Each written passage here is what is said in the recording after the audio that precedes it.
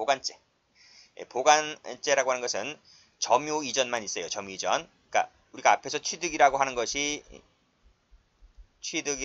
것은 이퀄 점유 이전이 있어야 되고 플러스 사실상의 처분권이 획득이 해야지 지금 취득이 되는 거잖아요.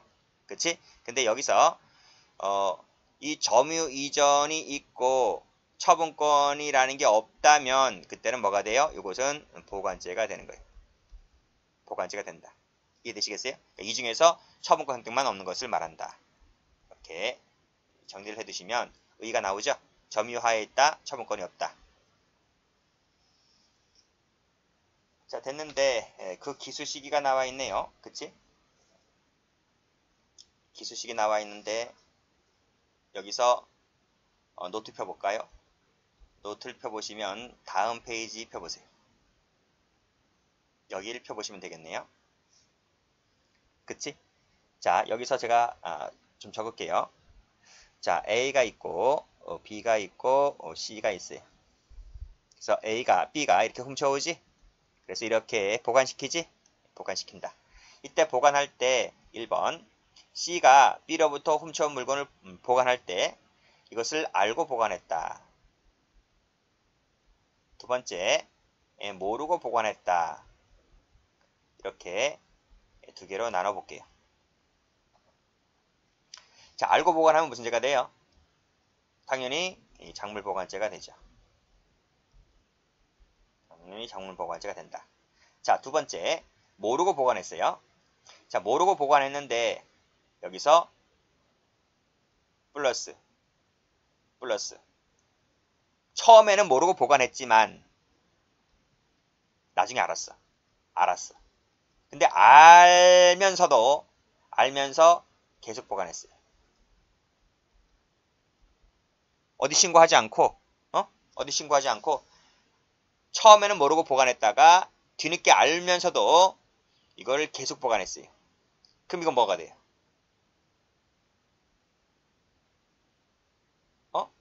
이게 작물 보관죄지 뭐야? 언제부터? 이때부터. 보관시부터 알면서 보관했을 때, 이 알면서 보관했을 때부터 보관죄가 된다. 자, 그런데 이 알면서 보관했다고 하는 부분에 있어서 CF 이 보관자가 정당한 권한이 있다면, 예를 들면 뭐 담보 잡히고 돈을 빌려줬다든지 이런 것처럼 정당한 권한이 있는 것이라면 땡땡, 그때는 보관죄가 되지를 않는다.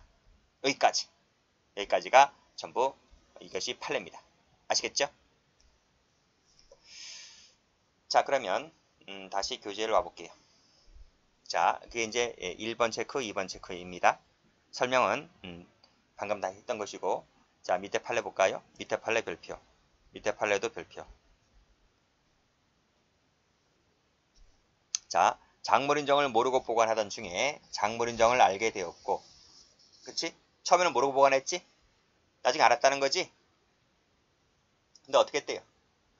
알면서도 계속 보관했대요. 그럼 뭐가 돼요? 답이 뭐야? 안 때부터 작물 보관죄가 된다. 됐죠? 자, 밑에 판례. 자, 두 번째 줄과는 똑같아요. 똑같아요. 근데 이때에도 뭐가 있다면, 점유할 권한이라는 게 있다면 보관죄는 되지가 않는다. 그게 뭔데? 왜 나와있지? 채권담보죠. 채권담보. 이게 바로 채권담보다. 채권담보조로 받은 것이라면 그때는 정당 권한이 있는 것이기 때문에 보관죄가 되지를 않는다는 판례입니다. 자, 밑에 판례. 똑같지? 여기가 똑같아요. 그러니까 인도받을 당시는 몰랐어요. 근데 의심하면서 보관했을 때는 의심하면서 소유권 포기 박스를 가든 경우는 작물 취득은 아니지. 당연히 인도받을 당시에는 몰랐기 때문에 당연히 작물 취득은 안 되죠. 그치? 근데 여기서도 이 담보조로 저당을 잡았을 때는 보관죄 역시 마찬가지로 성립을 하지 않게 되는 것이다. 이렇게 보았네요.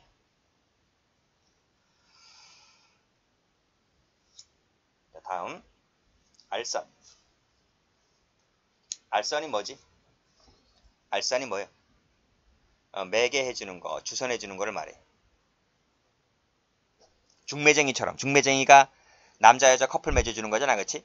그게 바로 알선이지, 알선. 매개해주는 거, 중개해주는 거. 자, 기수식이 중요한데요. 알선 행위만 있다면 기수가 된다는 것이 판례예요. 자, 판례 밑에 거 별표 쳐보시고. 그런 내용이 쭉 나와 있어요. 그래서 두 번째, 작물 인정을 알면서 쭉 해서 서로를 연결시켜서 취득 양도 운반 보관 행위를 빨간색으로 중개를 해주었다. 편의를 봐줬다. 이것이 바로 뭐죠? 알선이죠. 그러면 기수가 된다. 기수가. 그 밑에 계약이 성립되었든 안 되었든 묻지 않아요. 점유가 이전되었든 이전되지 않았든 필요 없어요. 그냥 알선만 해주면 그냥 기수가 돼요. 그 밑에도 마찬가지지. 빨간색으로 중개 동그라미 하면 기수가 돼요. 만나기도 전에 체포되었다는 말이 무슨 말이지? 점유가 이전되지 않았다는 거죠. 이 말이 뭐다? 가로 열고 점유 이전 X. 이게 안 되었다 하더라도 중개 행위만 있으면 그냥 알선죄 기수가 돼요. 자, 고의 미필적이면 된다. 검은색 미필적 동그라미 치시고 밑에 미필적 동그라미 치시고. 다음 페이지입니다. 죄수관계. 다 끝났어요. 작물제는 다 끝났고 이제 죄수만 정리하시면 돼요. 자, 밑에 판례는 총론교재에 불가불적 사후행위할 때 잘 나오고요. 밑에 것도 마찬가지. 둘 다 별표예요. 자, 먼저 첫 번째 판례. 작물을 취득했다. 여기까지 무슨 죄? 취득죄가 되죠. 작물 취득하면 취득죄가 되는 거예요. 여기서 현금 대신 교부를 했다. 이건 무슨 죄가 돼요? 사기인가? 작물을 취득했고 이것을 마치 내 것인 양 현금 대신 수표를 줬잖아. 수표를 건네줬잖아. 사기야? 사기 아니지. 왜요? 이건 진짜 수표거든.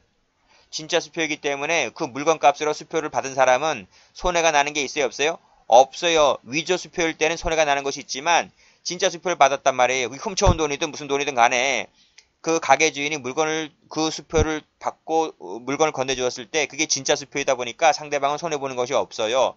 이건 불가불이라고 해요. 불가불적 사후행위가 된다. 그래서 무슨 죄밖에 되지 않아요? 작물취득죄밖에 되지 않고 사기는 별도로 성립하지 않게 됩니다. 자, 밑에 고려청자 사건 볼까요?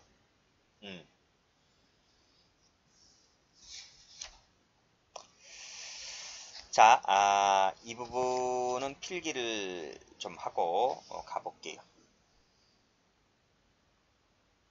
필기를 여기다 할까요? 자, 여기다 한번 해볼게요. A가 있고 B가 있고 C가 있어요. 항상 작물죄 하면 등장인물은 최소한 3명이 나와야 됩니다. 자, 이렇게 훔쳐오죠. B가 본범이에요. 그 다음 이렇게 위탁관계를 설정해요. 야, 너가 좀 맡아줄래? 이거 내가 훔쳐온 물건인데 네가 좀 맡아줘라 하니까 C가 알았대요. 고의가 있어요. 그래서 작물보관죄가 돼요. 이 사람은 작물보관을 지금 하고 있어요. 됐죠? 자, 보관하면 되는데 B가 찾으러 올 때 물건을 돌려주면 되는데 C가 돈이 공했는지 D라는 사람에게 이 작물을 임으로 처분해요. 그러면 앞에서 설명드렸잖아. 이건 무슨 죄가 된다고? 이건 무슨 죄가 된다고? 횡령이 돼, 안 돼? 횡령이 되질 않는다. 왜? 새로운 피해법이 없으니까. 그렇지만 D는 뭐가 될 수 있다고? 작물취득이 가능하다 그랬어요. 불가벌적 사후행위로 얻은 물건도 작물취득이 가능하다라고 말씀드렸어요. 근데 여기서는 그게 아니라 지금 D를 보고 있는 것이 아니라 여기서는 C를 볼 거야. C를. 이 C가 B가 나에게 작물임을 맡겼잖아요. 위탁보관을 했잖아요. 그런데 이 C가 고의가 있으면 당연히 고의가 있으면 1번 고의가 있으면 당연히 작물보관죄가 되죠. 그쵸? 그치? 고의가 있으면 당연히 작물보관죄가 되고 그리고 임의처분을 했다면 역시 횡령죄가 되지 않는 거예요. 두 번째, 고의뿐만 아니라 이것이 과실로도 돼요. 과실로도 똑같이 결과는 똑같아요. 그러면 과실로 보관하게 되면 업무상 작물보관죄가 되겠지. 업무상 과실 작물보관죄가 되겠지. 고의면 그냥 작물보관죄가 되고 과실이 있다면 업무상 작물보관죄가 되겠지. 그쵸? 단순 과실은 없어요. 업무상 과실, 중과실이 있지. 그래서 고의로도 보관했다가 처벌하면 횡령죄 안 되고요. 업무상 과실로 보관했다가 처벌하게 되면 역시 횡령은 안 돼요. 아시겠지? 과실이라는 게 뭔데? 주의를 했었더라면 작물임을 알 수도 있었잖아요. 근데 그 알지 못했다는 점에 과실이 있다면 작물보관죄 아닌가요? 업무상 과실? 그렇잖아요. 그게 판례가 밑에 두 개지가 다 나와 있다는 거예요. 자, 첫 번째 판례입니다. 여기서 작물보관 의뢰를 받은 자가 위탁관계죠. 그 정을 알면서 보관했다는 것이 이게 고의란 말이에요. 고의. 그래서 임의처분하였다면 이것은 불사가 되는 거죠. 임의처분은 불가벌적 사후행위다. 밑에 나오지만 그치? 그래서 뭐밖에 안 돼요? 작물보관죄밖에 안 되는 거예요. 별도로 횡령죄는 되지가 않는다. 자, 그 다음 밑에는 과실범이죠. 과실로 보관했다 했잖아, 그치? 그리고 여기서 임의처분한 것은 뭐가 되죠? 이것은 별도로 불가벌적 사후행위다. 그쵸? 고의범이든 과실범이든 간에 임의처벌한 것은 전부 다 불가벌적 사후행위가 되는 것이다. 별도로 횡령죄가 된다, 안 된다? 안 된다. 그래서 1번은 작물보관죄만, 2번은 업무상 과실 작물보관죄만 되는 거예요. 어디서 나와요? 총론의 불가벌적 사후행위가 되느냐 안 되느냐 할 때 거기서 나와요. 작물을 절취, 강취, 편취, 갈취했을 때를 볼 텐데 이 부분은 제가 설명을 드린 바가 있죠. 자, 노트를 펴봅니다. 노트 작물죄 맨 앞을 펴보시면 제가 본질을 설명할 때 여기 추구건설, 유지설 비교 설명한 바가 있었죠. 자, 여기서 마지막 작물을 절취, 갈취 등을 했을 때의 문제입니다. 자, 무슨 얘기냐? 다시 한번 가보시게 되면 A가 시계를 갖고 있었잖아요. 그런데 B라는 사람이 이 시계를 훔쳐오죠. 절도, 강도, 사기, 공갈, 초옵니다. 그쵸? 그 물건을 이 C라는 자가 건네받았다는 거예요. 건네받았는데 이 건네받을 때 이렇게 이 사람이 이렇게 다시 한번 이것이 작물임을 알고 이 C라는 사람이 절도, 강도, 사기, 공갈을 했다는 거야. 무슨 말인지 알겠죠? 그랬을 때 이 C라는 사람의 죄책은 뭘까요? 이겁니다. 됐나요? 자, 그랬을 때 추구건설에 따르면 이 A라는 사람은 자기 시계를 B가 훔쳐갔잖아요. 그리고 그 B가 갖고 있는 물건을 또 C가 훔쳐갔잖아요. 그러면 A라는 원주인은 자기 시계를 찾는 것이, 즉 소유권에게 반한 청구권 행사하는 것이 그만큼 더 어려워지잖아요. 그렇죠? 그러니까 여전히 이 물건은 작물성을 띈다는 겁니다. 그랬을 때 판례 추구건설에 따르게 되면 작물죄의 성립을 인정합니다. 누구의 주책에서? C의 주책에서. C의 주책은 뭐가 됩니까? 이게 만약에 절도라면 절도죄와 작물죄의 상상적 경합이 C의 주책이 되는 거예요.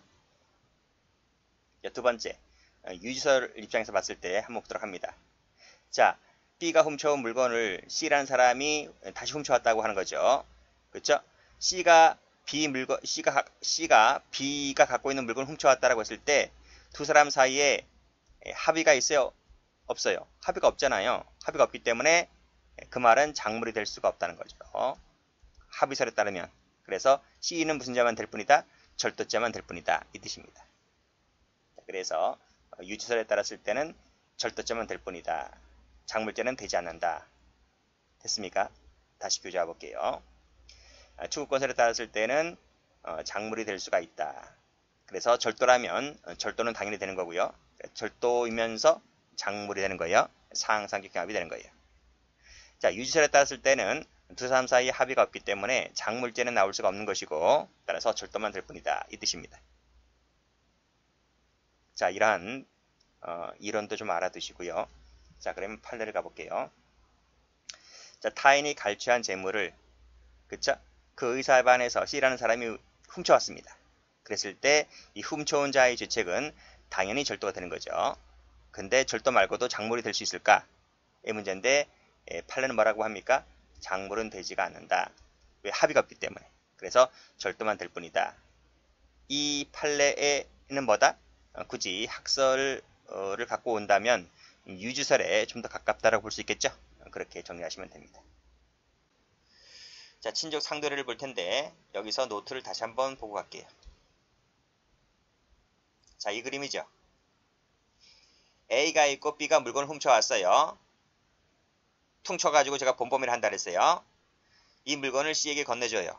그는 C는 작물범이 되는 것이고요. 여기서 여기서 요 A가 물건의 소유자이자 피해자잖아요.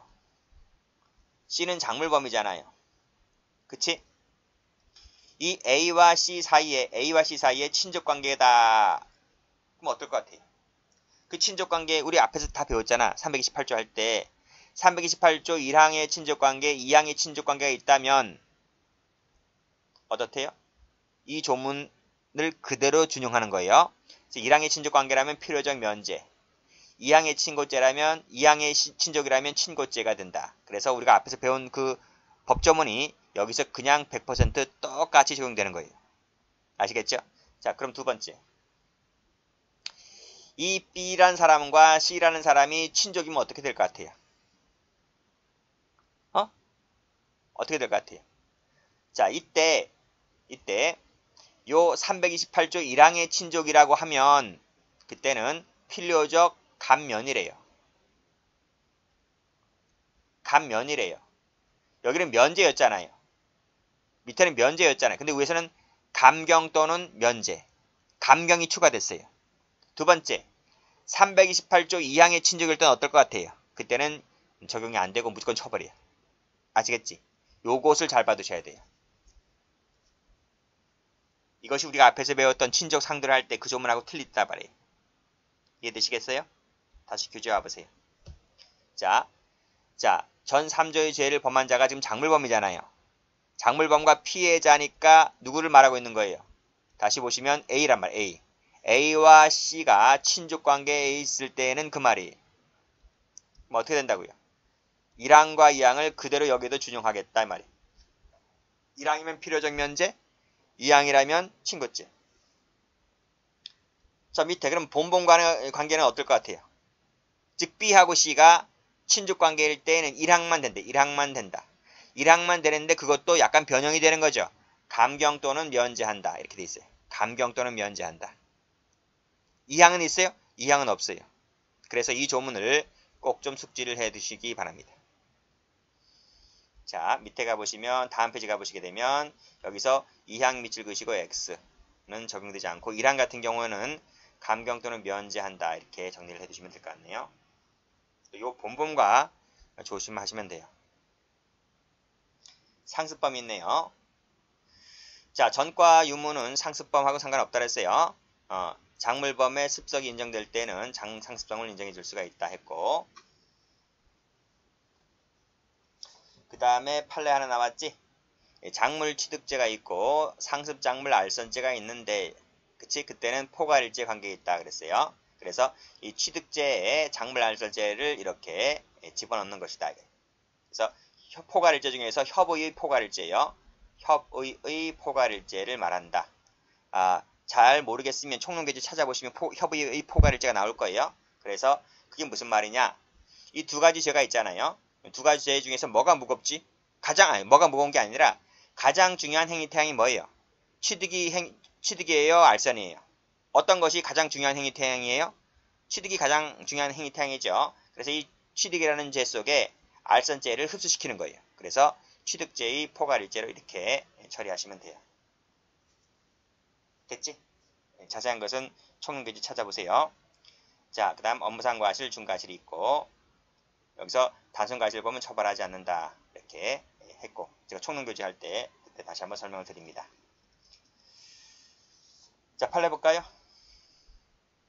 판례 보시게 되면 빨간색 펜 드시고, 자, 19세 아이가 14K 커플링 반지를 로부터 매수한 적이 있었는데 이 친구가 다시 일주일 만에 또 와요.